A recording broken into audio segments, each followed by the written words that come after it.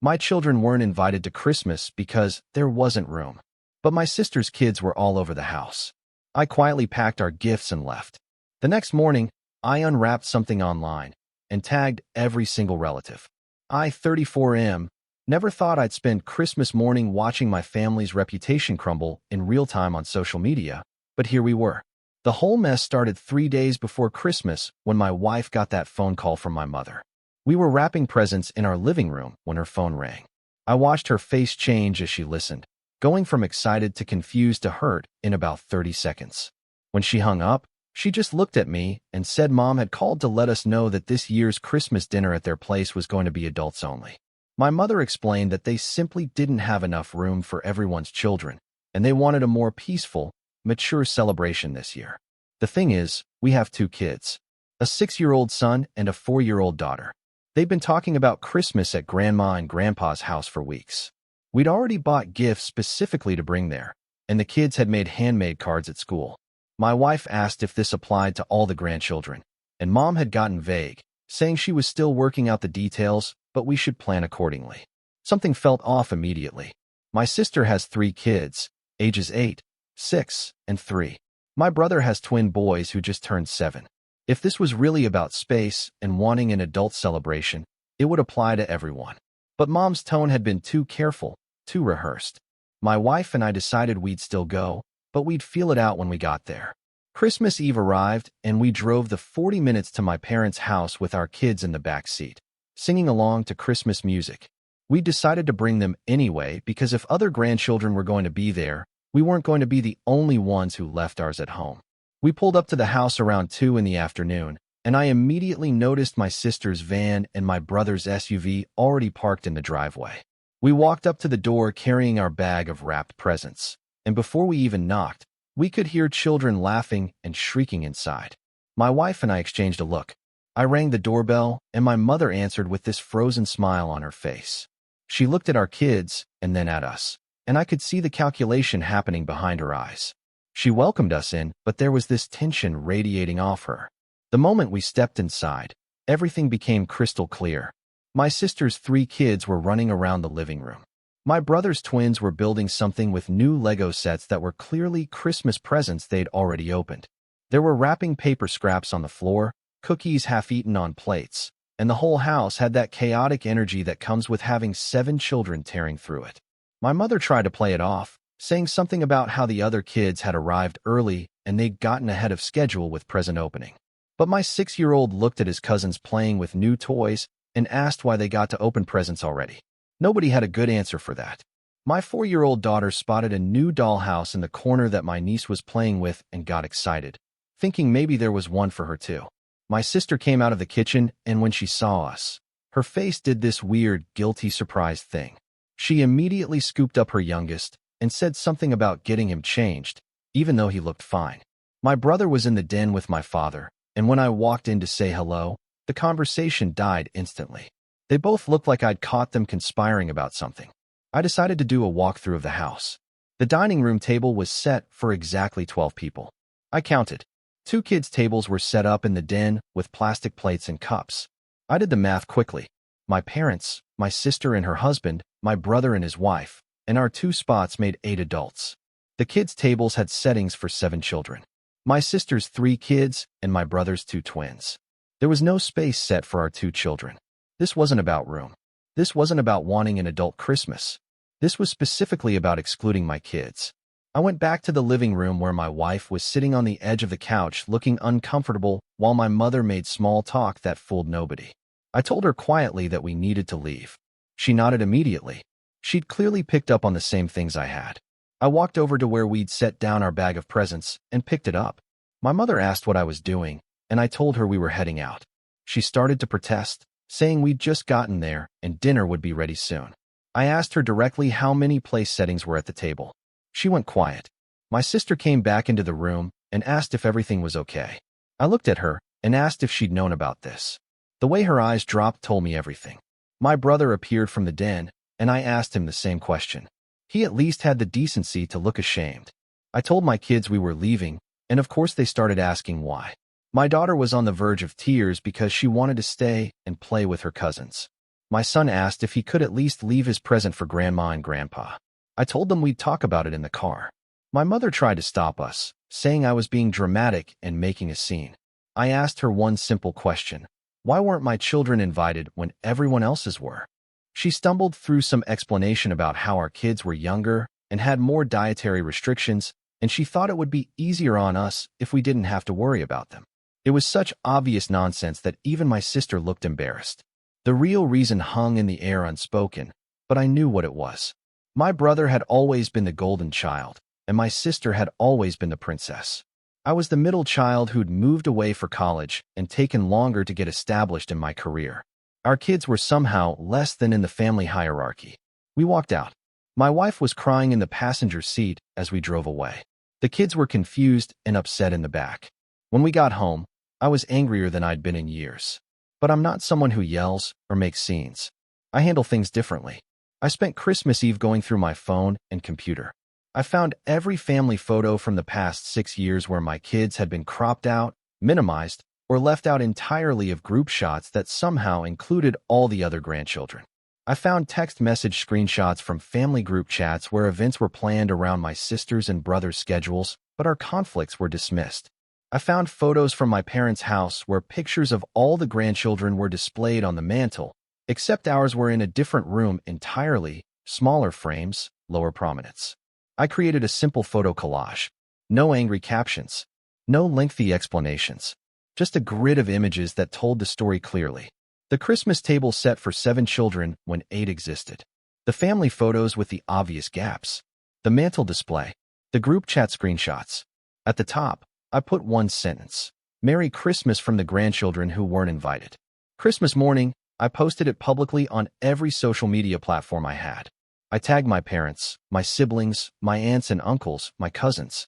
Everyone who would have seen the happy family Christmas photos my mother always posted. Then I put my phone away and spent the morning watching my kids open presents in our own living room, making pancakes shaped like snowmen and pretending everything was fine. By noon, my phone had 47 missed calls and over 200 notifications. I finally looked. The post had been shared dozens of times. Comments were flooding in from extended family members, old family friends, people from my parents' church. Most were shocked. Some were angry on our behalf. A few tried to defend my parents with weak explanations that got immediately torn apart by others who could see exactly what had happened. My aunt, my mother's sister, called me directly. She was furious, but not at me. She told me she'd had no idea this favoritism had been going on, and she was appalled. She said she'd spoken to my mother already and gotten some nonsense excuse that didn't hold up. She asked me for the full story, and I gave it to her, just the facts with no emotional embellishment needed. The family group chat, which I'd muted months ago, apparently exploded. My cousin forwarded me screenshots later. My mother tried to do damage control, claiming there had been a misunderstanding. My sister posted some vague message about how families should handle things privately. My brother stayed silent. Several relatives called them out directly, asking pointed questions about the place settings and why they'd thought this was acceptable. My parents' Christmas photos, which my mother posted around 2 that afternoon, showing their perfect holiday with my siblings and their children, got flooded with comments asking where we were. She deleted the post within an hour. Then she deleted her Facebook account entirely. By evening, I got a text from my father. It was the first time he'd contacted me directly. He said I'd humiliated my mother and embarrassed the family, and that I'd ruined Christmas for everyone. He said I was being petty and vindictive, and that I'd taken a small misunderstanding and blown it out of proportion for attention. He demanded I take down the post and apologize publicly. I responded with one question. Were my children invited to Christmas dinner or not? He didn't answer. Update 1. My wife's family invited us to their Boxing Day celebration the next day, which we hadn't originally planned to attend because we'd expected to be exhausted from my family's Christmas. Instead, we showed up with our kids who were just happy to be somewhere they were actually wanted. My wife's mother made a point of having small gifts for our children even though we'd told her not to worry about it. The difference in how we were treated was stark and honestly made the whole previous day hurt more. The calls and messages continued. My sister finally reached out directly. She left a voicemail saying she was sorry, that she should have said something when she realized what was happening, but she didn't want to cause drama. She claimed she'd assumed our kids were invited too and only found out Christmas Eve morning that they weren't. She said she felt terrible, but also felt like I'd made things worse by putting everything online instead of talking to mom and dad privately. I didn't respond to that. The talking privately ship had sailed when they deliberately excluded my children from a family holiday. My brother sent a text that was somehow worse. He said that while he understood I was hurt, I had to understand that mom and dad were getting older and hosting was getting harder for them. He suggested that maybe rotating holidays or doing separate celebrations would be better going forward anyway, since the family was getting bigger. The subtext was clear. They wanted us to just accept being the branch of the family that got separated out. That wasn't happening. My aunt, the one who'd called me Christmas Day, invited us to her New Year's celebration. She made a point of telling me that all her grandchildren, nieces, and nephews were invited, no exceptions. She also mentioned that she'd had a very frank conversation with my mother about favoritism and how it damages families. Apparently, my mother had cried and claimed she never meant to hurt anyone, but my aunt wasn't buying it. The social media post stayed up. I'd made it public and shareable deliberately. Several relatives shared it with their own comments about how they'd noticed the favoritism over the years, but hadn't felt it was their place to say anything. One cousin admitted she'd stopped inviting my parents to her kids' events because my mother would spend the whole time talking about my brother's twins and barely acknowledge anyone else's children. A few people defended my parents, mostly their close friends who only knew their version of events. Those comments generally got ratioed by people presenting the actual evidence. The photo of that table set for 7 children when 8 existed was damning all by itself. My mother's best friend called me, which was unexpected. She said my mother was devastated and had been crying for 2 days straight. She asked if there was any way to fix this, if I would consider taking down the post and working things out privately. I told her that fixing this would require my parents to acknowledge what they'd done, apologize sincerely, and make concrete changes to how they treat all their grandchildren equally. She said she'd relay that message. Nothing happened. No apology came. Update 2. New Year's Eve, we went to my aunt's party. About 20 family members were there, and it was the first time I'd seen some of these people in months. The kids had a blast with their second cousins. Multiple people pulled me aside to tell me they supported what I'd done and that they were glad someone had finally called out the favoritism they'd all witnessed. My parents weren't there. My sister and brother weren't there either. My aunt told me she'd invited them, but made it clear that if they came, there would be a conversation about their behavior. They'd all declined. Around 10, my phone rang. My mother. I almost didn't answer, but my wife gave me a look that said I should hear her out. I stepped into my aunt's spare bedroom and took the call. She didn't apologize. Instead, she spent 5 minutes explaining how hurt she was by what I'd done, how I'd turned the family against her, how she'd never intended for things to happen the way they did. She said Christmas had gotten out of hand and they'd made mistakes in the planning, but that didn't justify me airing family business publicly and humiliating them in front of everyone they knew. I let her finish. Then I asked her directly, "Do you understand why I'm angry?" There was a long pause. She said she understood I felt my children had been excluded, but it wasn't that simple. Things had just evolved that way based on timing and circumstances. She said my brother's kids had been there first, and my sister's family had arrived early, and by the time we got there, things were already in motion. I pointed out that the table had been set before anyone arrived. The place settings proved this wasn't spontaneous. She went quiet again, and I could hear my father's voice in the background. She said she had to go and hung up. That was 2 weeks ago now.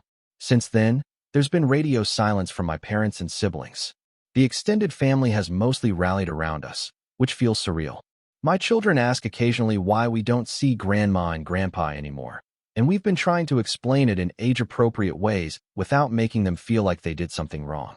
The social media post is still up. I've considered taking it down now that the point has been made, but part of me wants it there as a record. This happened. They did this. And when given the opportunity to make it right, they chose pride over their grandchildren. My wife asked me yesterday if I thought we'd ever reconcile with them. Honestly, I don't know. If they're willing to genuinely acknowledge what they did, apologize without qualifiers or excuses, and commit to treating all their grandchildren equally going forward, then maybe. But that would require a level of self-reflection and humility that I'm not sure they're capable of. For now, we're focusing on our own little family and the relatives who actually value us. My kids are happy, healthy, and surrounded by people who want them around. That's what matters. The rest can stay in their adult-only Christmas dinner with their carefully curated guest list. Sometimes the best revenge isn't dramatic confrontation. It's just showing everyone exactly what happened and letting them draw their own conclusions. If you'd like to see more stories like this, a gentle tap on the subscribe button would mean the world to us.